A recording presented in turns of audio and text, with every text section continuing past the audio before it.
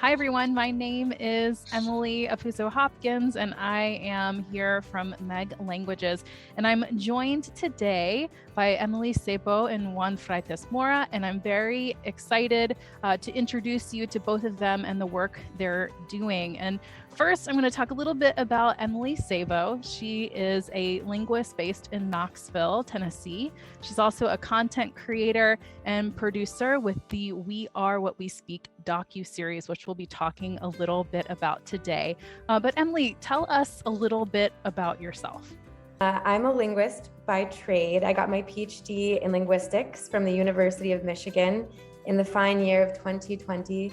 And I now work full-time at Mango Languages, which is we have a language learning app. And so I do a lot of content creation for YouTube, podcasts, and blogs about language and culture and how they can enrich lives.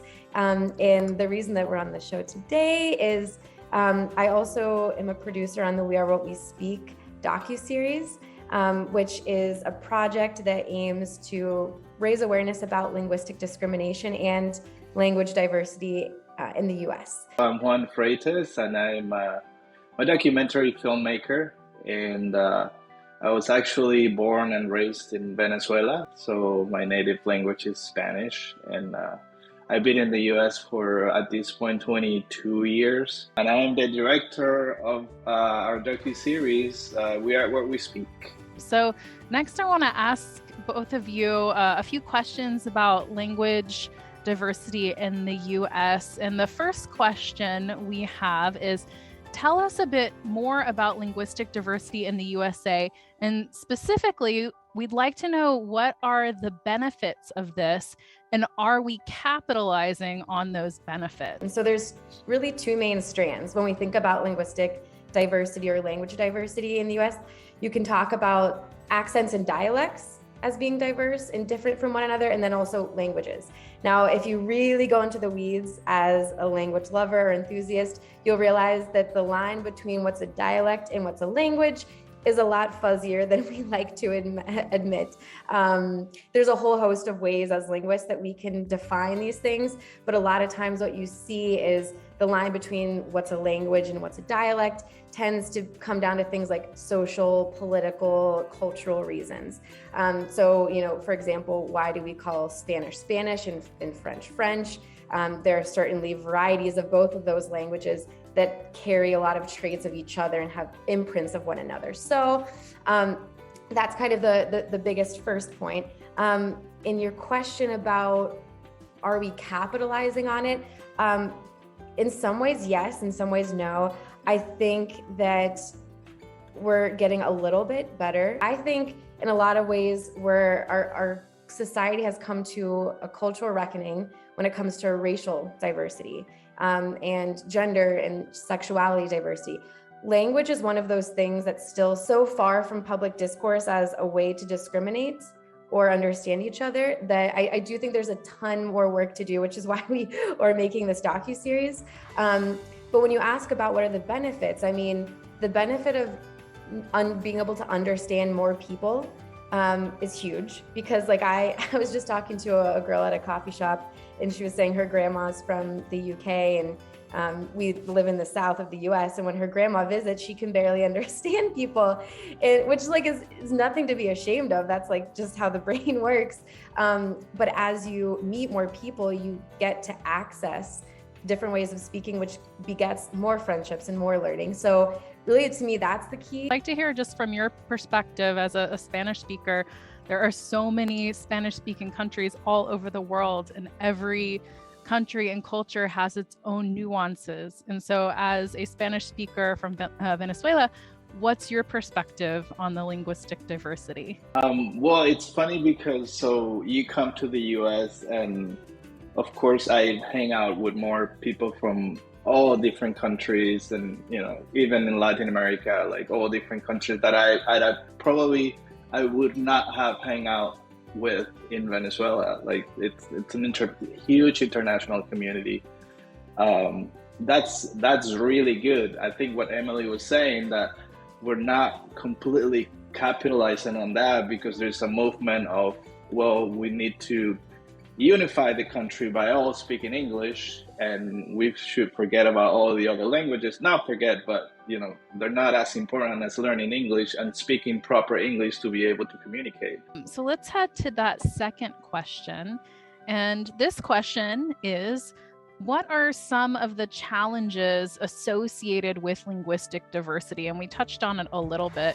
And what are some suggestions you have to overcome those challenges? So the biggest one is productive discomfort, is coming into contact with people who speak differently than you. One of the problems is that it makes people uncomfortable because you might not understand them.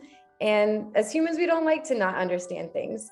And so, everyone has had this experience where you ask someone to repeat themselves, and once they repeated themselves, you still didn't get it.